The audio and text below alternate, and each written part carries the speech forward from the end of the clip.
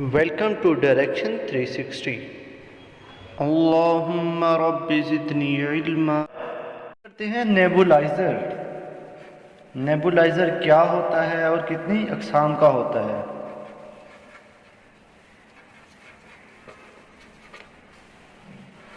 हमने atomic fluorescence spectroscopy में पढ़ा था, एक डेफिनेशन पढ़ी थी हमने नेबुलाइजेशन। उसके अंदर क्या होता था, हमारे सैंपल के फाइन स्प्रे किया जाता है नेबुलाइज़र की मदद से। ठीक है, उस प्रोसेस को क्या कहते हैं, नेबुलाइजेशन। अब हम पढ़ते हैं कि नेबुलाइज़र होता क्या है।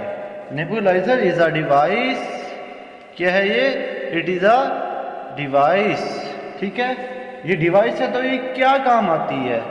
यूज फॉर, किस काम आती है? Use for introduction of sample. किस चीज में इंट्रोडक्शन करना है? Into flame. ठीक है, the device which is use for introduction of sample into flame is called nebuliser. ठीक है, अब ये किस चीज के ऊपर मुश्तमिल होता है और इसके अंदर क्या क्या प्रोसेस होते हैं? इसके अंदर थर्मल वेपोराइजेशन और डिसएसोसिएशन,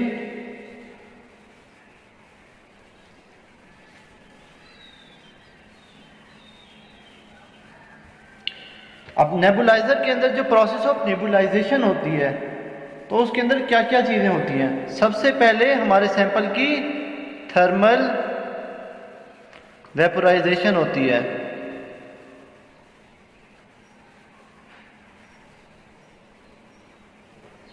ठीक है, थर्मल वेपोराइजेशन होती है और उसके अलावा डिसोसिएशन ऑफ एरोसोल पार्टिकल होते हैं। क्या होते हैं? Dissociation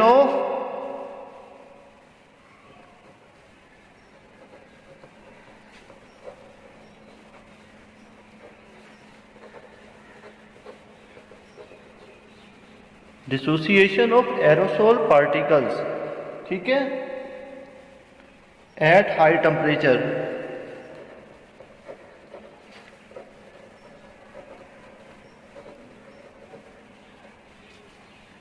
producing small particle. Simply इसमें ये क्या बता रहा है? ये बता रहा है स्मॉल पार्टिकल होंगे। किस चीज़ के स्मॉल पार्टिकल होंगे? ये देखें जी, ये हमारा सैंपल है। ठीक है, इसको नेबुलाइजर की मदद से हम क्या कर रहे हैं? बहुत सारे स्मॉल पार्टिकल में कन्वर्ट कर रहे हैं। इससे क्या होगा जी? इसका सरफेस एरिया भी बढ़ जाएगा इस सैंपल का। इसका सरफेस एरिया ये सिर्फ है, जब इसके ये देखेंगे दरमियान में और सरफेस एरिया, ऐसे बहुत सारा एरिया, इसका सरफेस एरिया बढ़ जाएगा जिसकी वजह से एब्जॉर्प्शन मैक्सिमम होगी। इसका एक और फायदा होगा, लाइट कर लेते हैं, ये हमारा रिएक्शन चैम्बर है। ठीक है जी, इसके अंदर हम बड़ा पार्टिकल डालते हैं, हमारा सैंपल इंट्रोड्यूस करवाते हैं। मेरे भाइयों बहनों, भाइयों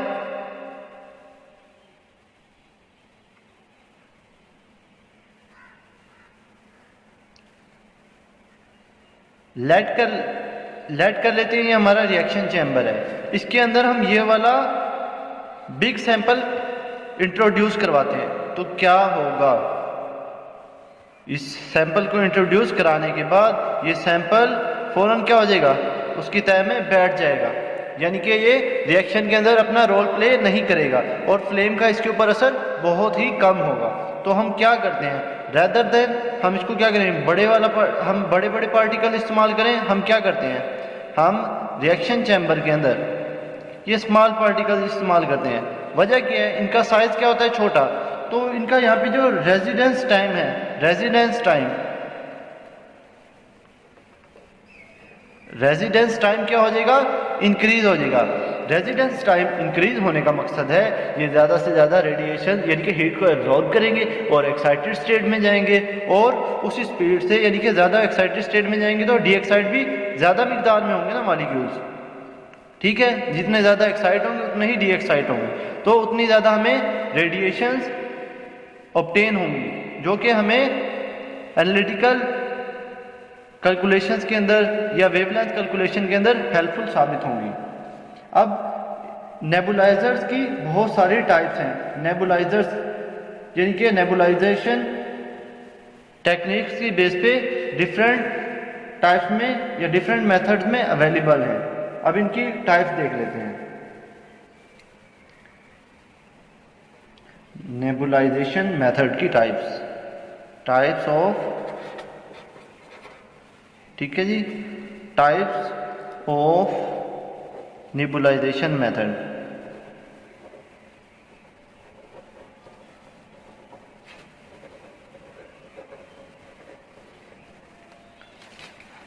सबसे पहले टाइप आ जाती है न्यूमेटिक,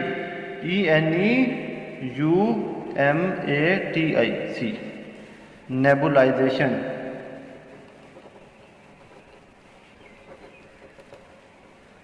इसके अलावा इसकी दूसरी टाइप आ जाती है अल्ट्रासोनिक नेबुलाइजेशन।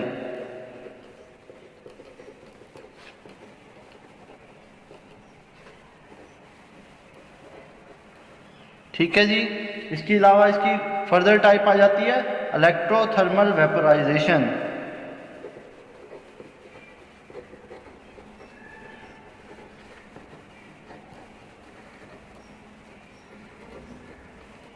ठीक है। इसके बाद फर्दर आ जाती है इसकी hydride generation.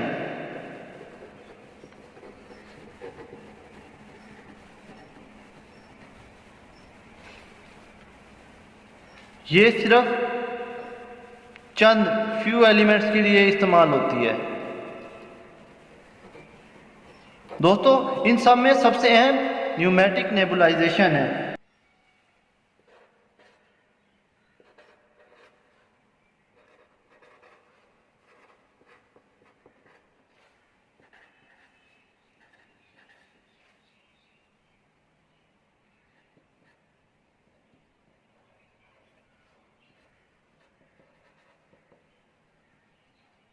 Pneumatic nebulisation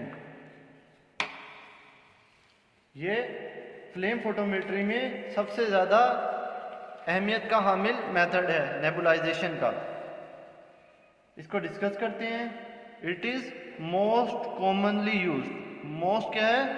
commonly used है नेबुलाइजेशन मेथड। इसके अलावा ये टेक्निक बहुत ही ज़्यादा बेनिफिशियल है for introduction of liquid sample, for beneficial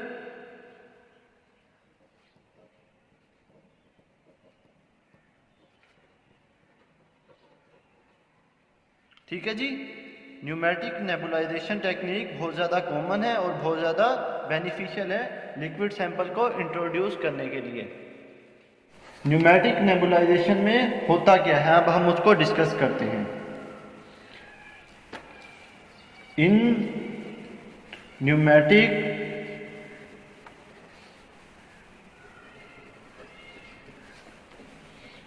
nebulisation, ठीक है, क्या होता है? सबसे पहले सैंपल का सैंपल का क्या किया जाता है? सैंपल का स्प्रे किया जाता है। ठीक है। सैंपल को सबसे पहले क्या होता है? ये सॉलिड सैंपल होता है, इसको पहले लिक्विड बनाते हैं जी। उस लिक्विड का क्या करते हैं हम? उसका फाइन स्प्रे करते हैं इन द फॉर्म ऑफ, यानी कि मिस्ट कह सकते हैं इसे। ठीक है जी। उसके बाद इस स्प्रे को हम क्या करते हैं? फर्नेस के अंदर फीड कर देते हैं। क्या कर देते हैं? स्प्रे को फर्नेस में फीड कर देते हैं। तो क्या होगा? वही प्रोसेस, सारे स्टेप होंगे। ये क्या करेगा? थर्मल रेडिएशंस को एब्जॉर्ब करेगा। ठीक है। हीट को एब्जॉर्ब करने के बाद एटम्स ग्राउंड स्टेट से एक्साइटेड स्टेट, फिर वो रीएक्साइट होंगे। तो क्या होगा? रेडिएशन इमिट होंगी, उसको हम डिटेक्टर की मदद से डिटेक्ट कर लेंगे। अब जी common type of pneumatic nebulization कौन सी है? कॉमन टाइप इज कॉल्ड, इसका नाम है कंसेंट्रिक। क्या नाम है? Concentric nebulisation. Nebulisation, concentric pneumatic nebulisation.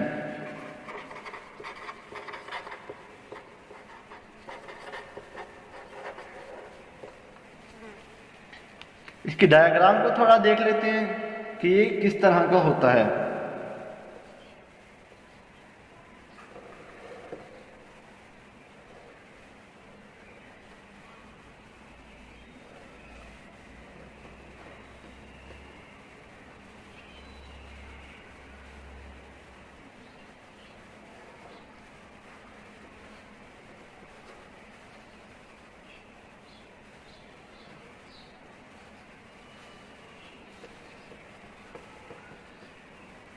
यहां से क्या होगा, ये लिक्विड इनपुट है। क्या है ये?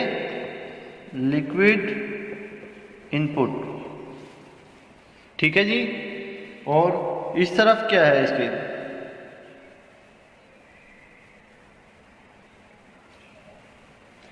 यहां से गैस इनपुट है। क्या है? Gas input. लिक्विड इनपुट का मतलब क्या है? हमारा सैंपल सॉल्यूशन फॉर्म में है यहाँ पे, और यहां से एज ए फ्यूल यहां से गैस जा रही है। दोस्तों, इस नोजल से हमारा सॉल्यूशन यानी कि सैंपल कंटेनिंग सॉल्यूशन, जिसके अंदर हमारा एनालाइट भी मौजूद है, वो in the form of mist out होगा।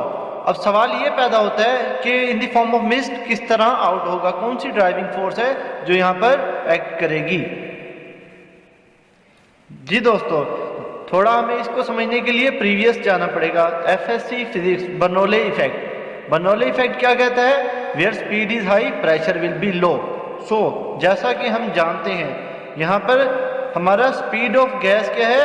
वेरी वेरी हाई है। गैस इनपुट क्या है? वेरी हाई है, जिसकी वजह से इस कैपिलरी के थ्रू भी क्या होगा, यहाँ पे प्रेशर लो हो गया। तो इस कैपिलरी के थ्रू जो हमारा सैंपल है, एनालाइट है, वो क्या होगा, यहां से ट्रेवल करना शुरू हो जाएगा towards nozzle. Sample travel through capillary towards the nozzle. तो इससे क्या होगा? हाई प्रेशर क्या करेगा? सैंपल को उसके ड्रॉपलेट्स के अंदर क्या कर देगा? In the form of mist nebuliser से बाहर निकाल देगा। तो चलिए अब हम डिस्कस करते हैं other type of pneumatic nebuliser. कौन कौन सी हो सकती हैं? एक होती है क्रॉस फ्लो नेबुलाइजर, एक होती है फ्रिटेड नेबुलाइजर, एक होती है विंगटन नेबुलाइजर। तमाम नेबुलाइजर इसी वर्क प्रिंसिपल पे काम करते हैं, यानी कि इनका वर्किंग प्रिंसिपल बिल्कुल सिंपल है। तो वीडियो अच्छी लगी हो तो वीडियो को लाइक करें, चैनल को सब्सक्राइब करें, मज़ीद बेल के आइकन को क्लिक करना मत भूलिएगा, ताकि आपको आने वाली हर वीडियो का नोटिफिकेशन सबसे पहले मिलता रहे। जज़ाकल्लाह।